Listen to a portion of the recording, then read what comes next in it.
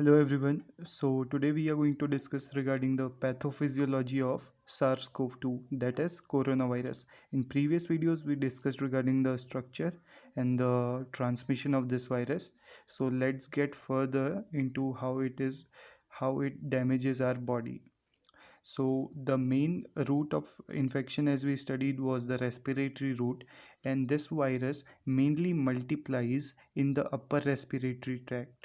So, though it multiplies in upper respiratory tract with mild symptoms of the upper respiratory tract like anosmia, the sinusitis, but the main infection and the severe infection occurs in the lower respiratory tract. Okay, so we will try to understand what happens when the virus gets in the lower respiratory tract. So here we are seeing alveoli with these uh, viruses. Okay, so this is a normal alveoli here, and we are seeing that a normal alveoli is lined by type 1 pneumocytes and type 2 pneumocytes, which are club shaped, and these type 2 pneumocytes contain ACE2 receptor. These are the receptor for the spike protein of the SARS-CoV-2, and normally within the alveoli we see alveolar macrophage. So this is what is a normal alveoli looks like. And now we will try to understand what actually happens when the virus gets in our lower respiratory tract. So through its spike protein, the virus binds to the ACE2 receptor over the type 2 pneumocytes. Okay, and then it multiplies, and the machinery of the virus with the help of machinery of the cell multiplies within the type 2 pneumocytes and finally destroys the type 2 pneumocyte, releasing a large number of the virus particle. So here we are seeing a large number of virus particle released from type 2 pneumocytes. These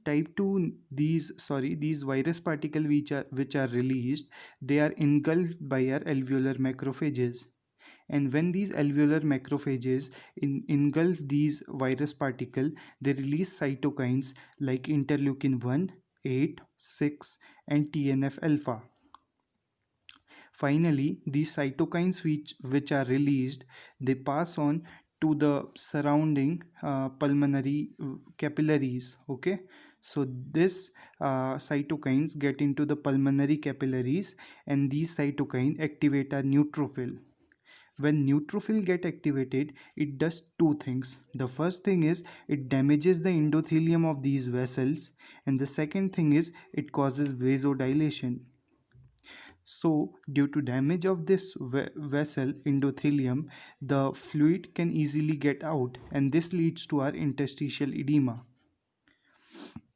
Another thing these cytokine cause is a cytokine storm.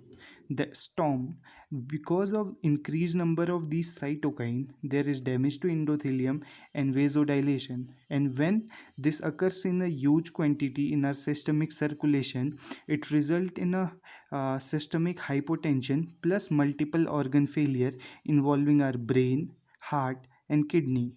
Okay, and this is what is the most common cause of death in our infection with SARS-CoV-2, that is systemic inflammatory response syndrome.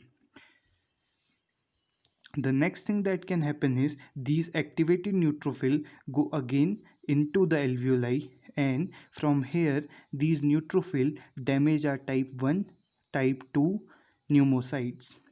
As these type 1 and type 2 pneumocytes are damaged, the fluid gets within the alveoli, and this leads to pulmonary edema.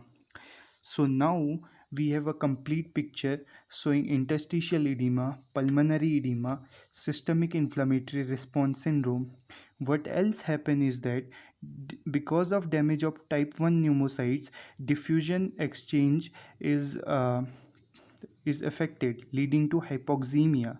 And because of type 2 pneumocytes damage, these type 2 pneumocytes are rich in surfactant, okay, which maintain the alveoli from collapsing.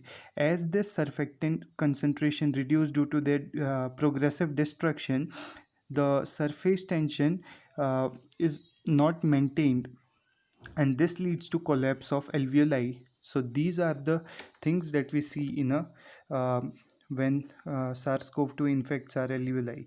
So going into it very fast, after the infection, macrophages release the cytokine, activating neutrophil, destroying the endothelium of pulmonary capillaries, causing interstitial edema, neutrophil destroying type 1 and type 2 pneumocyte, resulting in pulmonary edema, the cytokines in large amount causing a cytokine storm, resulting in a systemic inflammatory response syndrome, and type 1 pneumocyte damage resulting in hypoxemia, and type 2 resulting in alveolar collapse.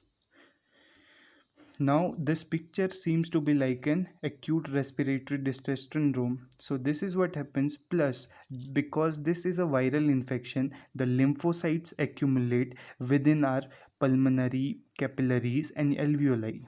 So, systemic concentration of these lymphocytes will decrease. So, this is a classical finding seen in a complete blood count of a COVID 19 patient. That is, the patient will show lymphopenia. And plus, there, as although there is lymphopenia, but in blood there will be relative neutrophilia because of a decreased count in the lymphocytes in peripheral circulation because of their concentration in the pulmonary capillaries and alveoli. The relative count of neutrophil will be increased. So this is what we needed to know about the pathogenesis of SARS-CoV-2. Thanks for watching.